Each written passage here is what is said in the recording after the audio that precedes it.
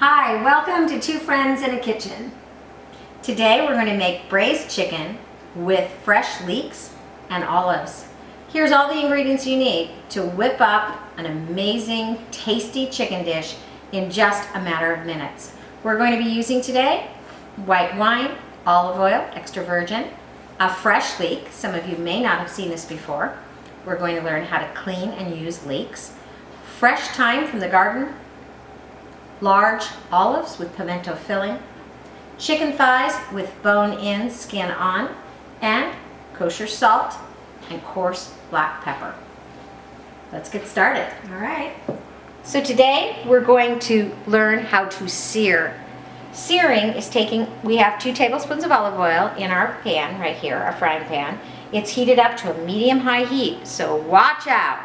We're about to take our prepared chicken thighs, which we have patted dry with paper towels. We have lightly salt and peppered them, and we're going to sear them. Searing is the process of, at a medium-high temperature, browning the meat on both sides until they're nice and brown at a quick, high speed so that the moisture of the meat stays inside and the outside becomes nice and brown and crispy.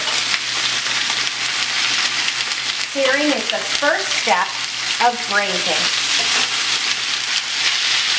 So we're going to skin down. Notice we're putting all of our chicken breasts into the pan, skin down. We're going to set our timer for 3 to 4 minutes and leave them at this heat and let them brown on the skin side down. If at any time you feel that there's too much splattering going on, and you can hear that it's getting pretty active in there, you can use one of these screen covers or filters to put on top of your pan. It keeps the heat in, but it also stops the grease from splattering all over your counters and your stove and your floor. So let's leave our chicken thighs to sear for 3 minutes. So let's check our chicken. It's been searing for about 3 minutes. I'm checking it right now and looking at it, and honestly, it should be a little browner. So I'm going to put it back. I want to check the other ones too, just to make sure it is evenly cooking in the pan. So I'm going to set the timer for another 2 minutes, which will have been 5 minutes of searing on one side. So we're going to set the timer and come back and check it in 2 minutes because we want to sear anywhere from 3 to 5 minutes until the chicken is nice and brown. So it's been 3 minutes, 2 minutes more. So a total of 5 minutes. You can see that the chicken is golden brown. Cindy's now going to turn it to the other side, and we're going to let it sear for another 3 minutes should be good enough. As long as the skin side is nice and brown, we're going to have a tasty treat. It's been 3 more minutes. It's a lovely golden brown on the bottom. We're going to remove the chicken now from the pan. Turn off the heat. And we're going to use the same olive oil from the pan and the drippings from the chicken to saute our leek. So we'll set this chicken aside for just a few minutes and we'll be back. So Linda, before we get started, I want you to know that I've never cooked with a leek before. I've never even bought a leek before. It's a pretty amazing vegetable, actually. So I'm excited to see what we're going to do with it. Yeah, it's kind of a different look. It's in the onion family. I only started cooking with leeks a few years ago, and you're in for an amazing treat. They are much more tasty than a regular onion. They add an incredible, strong onion taste to your dishes that you'll notice the difference of that taste from a regular onion, either red or yellow.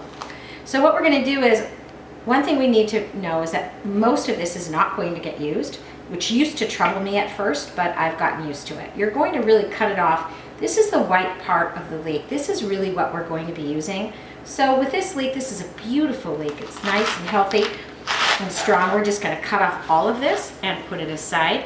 Sometimes I cheat and open up inside this green and take out some of this to use because I just can't stand the waste. And so sometimes I will use this part of the leek as well. But technically, this is the part of the leek we're using. I would take out the outer layer and set that aside.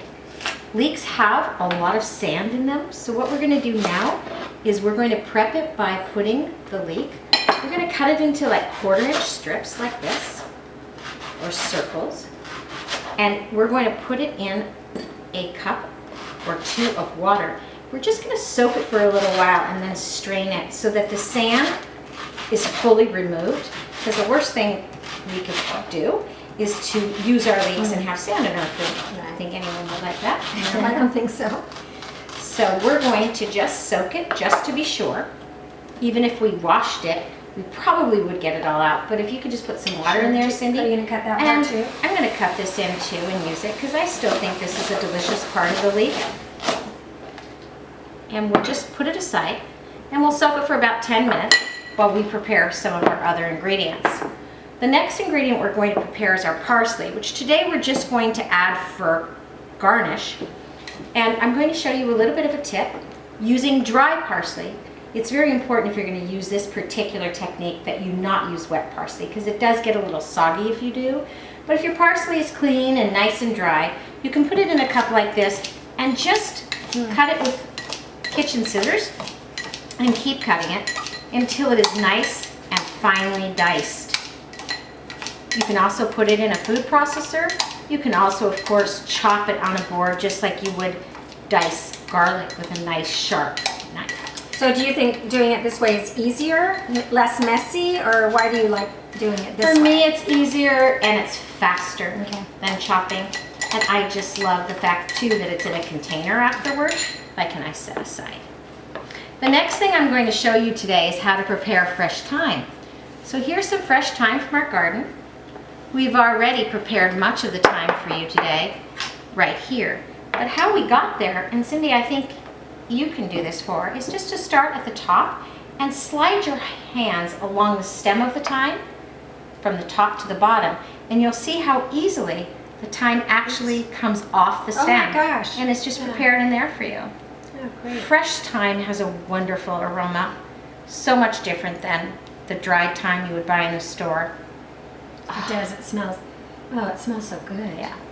So again, easy to do. You can buy it in the grocery store or grow it in your yard. Thyme grows in California all year long. You just start at the top, slide your hands down the stem gently, and you have, voila, the thyme right in your hands for use in your dish. So Cindy, let's check the leeks. Good idea. Push them around a little bit. Make sure they're really being doused with that water to remove that sand. It looks pretty good. So the next thing you're going to do is use our super duper scooper. I love this tool. This is great. And let's drain them. And if you need more room, you can put them in this bowl. Okay, I've never used this tool before, I need to tell you. So, all right. Yeah, that's good. You can do it incrementally. That's perfect.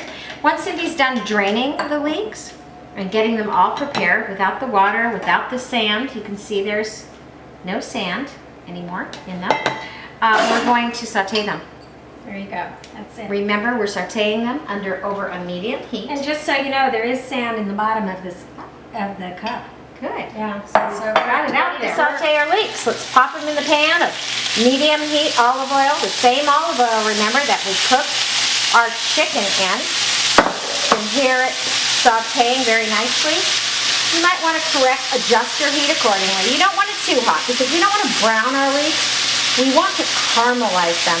And caramelizing the leeks is cooking them on a medium heat until they're nice and lightly browned. We're going to cook them somewhere around 5 to 6 minutes. Check them. And if they're not golden brown, we'll let them cook for another few minutes. So let's just walk away from them and let them caramelize. So we're checking on our leeks. They've been cooking for about 2 of the 5 minutes. It's time now to turn them, stir them up a little bit. You can be a little more aggressive with them, Cindy, because it's good for them to break apart. Is it? So Okay. punch into the middle, break those circles up. You want them to break up. So Cindy's going to do that. She's going to break those leeks up. She's going to turn them really well and mix them really well. And then we're going to continue to cook them for the remaining 3 minutes, and we'll check on them again in 3. So 5 minutes is over, and look at our leeks. They are beautiful. They're wonderfully caramelized. As you can see, we've broken them up, so they're no longer circles. You didn't want them in circles anymore. They're nice and separated. They're nice and golden brown. They're just looking so perfectly ready. So right now, we're going to turn off our heat. We have our chicken set aside. We have our sauteed leeks. And now we're going to go prepare the rest of the ingredients and assemble the dish. So there's just a few minor things that are left to do. We need to slice our olives. Most of them are already sliced here, but Cindy's going to slice the remaining of them. She's slicing them in about 1/8 of an inch slices. We love olives in our family, so we did a little bit more than the 20 that were in the recipe. So we've got, I think, about 22. You can go less, you can go more, depending on whether or not your family loves olives. And then we also, remember we talked about how we prepared our fresh thyme, and we were going to do about 2 tablespoons. So I'm just going to show you. We put them, eyeballed them into tablespoon mounds.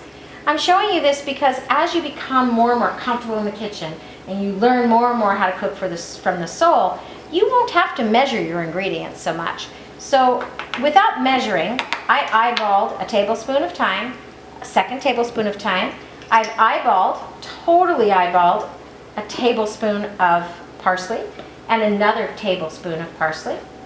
So you can see, and with kinds of fresh herbs like this, you don't have to worry that it's an exact ingredient. We're not baking, we're creating. And so with that said, I just want to empower all of you to learn about some of the ingredients and the ratios by eye and start to cook without having to measure in all cases. So we're ready to assemble our chicken, braised chicken, with olives and leeks. This looks fantastic. It smells so good. Our pan's up to about a low medium heat right now with our leeks. We're going to add our 1/2 cup of wine and do a slight deglazing of the pan. And I say slight, and deglazing is putting a liquid into a pan that has had saute or searing in it, and it will actually release all of the bits and brown that have been left on the bottom of the pan into the liquid. So you can see our wine just turned nice and brown, a golden brown. But in this case, we didn't have a lot of deglazing to do because actually the leeks did some of that deglazing for us, but it's still a nice technique to try. So we're going to put the heat up a little bit more now, bring our wine to a nice simmer. We're going to add our fresh thyme, mix it in nicely so we've got a great aroma going, wonderful set of tastes and smells coming out of this pan right now.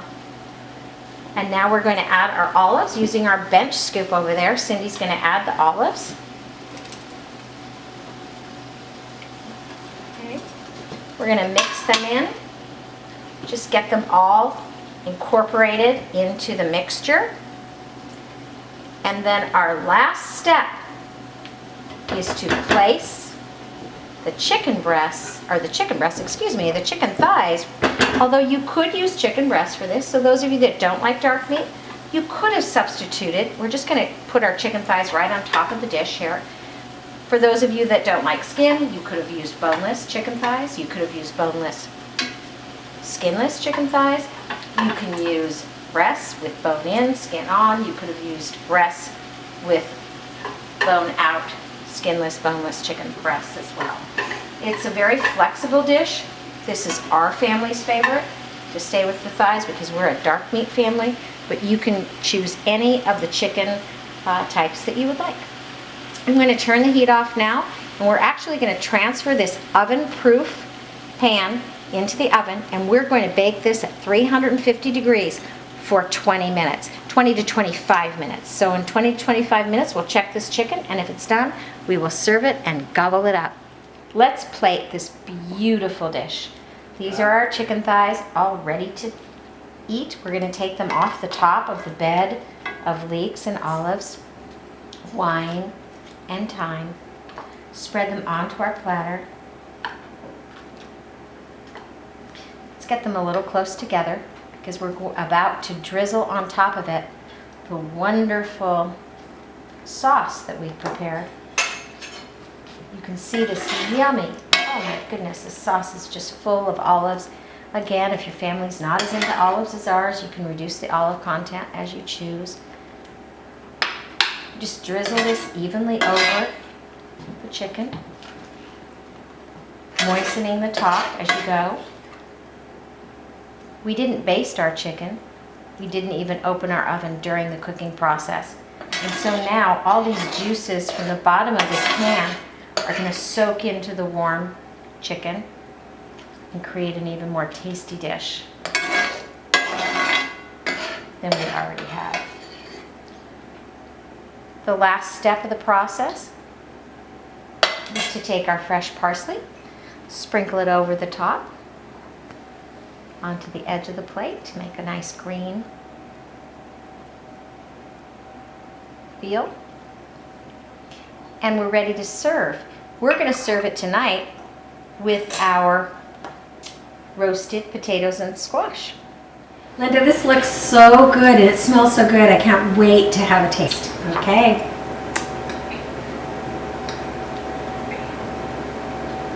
Oh my gosh, it's delicious. It's so moist. Great flavor. Very moist, and the olives give that tangy taste. The leeks really come through and just makes a wonderful, wonderful dish. I can't wait to sit down and eat it with our squash and potatoes. Sounds good.